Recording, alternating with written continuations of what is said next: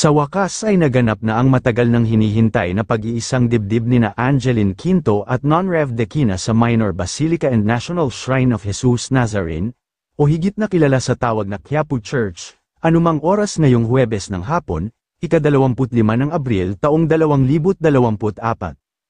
Inihatid ni Boy Abunda ang magandang balita sa Today's Talk, segment ng Fast Talk with Boy Abunda, ngayong Huwebes.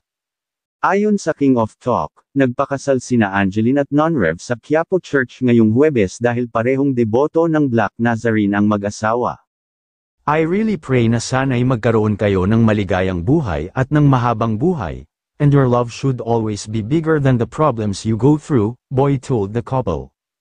In 2022, Angeline gave birth to a son named Silvio. Congratulations, Angeline and Non-Rev. Present din sa nasabing kasal ang mga kilalang personalidad, principal sponsors o ninang at ninong sa Dequina Quinto nuptial.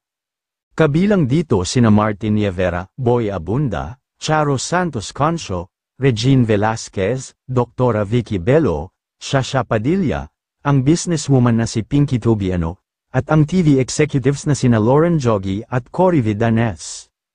Man of honor naman si Vice Ganda. Maraming Ashmat fans at popstars ang natuwa nang malaman nilang isa si Sarah sa present sa kasal ni Angeline at Non-Rev. Sobrang ganda ni Sarah, very blooming pa.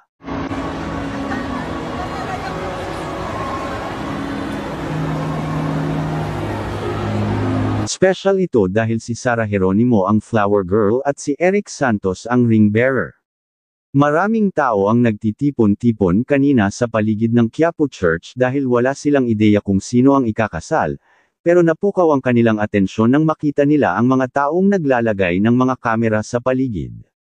Idinaraos sa Manila Hotel ang wedding reception pagkatapos ng pag-iisang dibdib nina Angeline at Non-Rev sa makasaysayang simbahan ng Quiapo.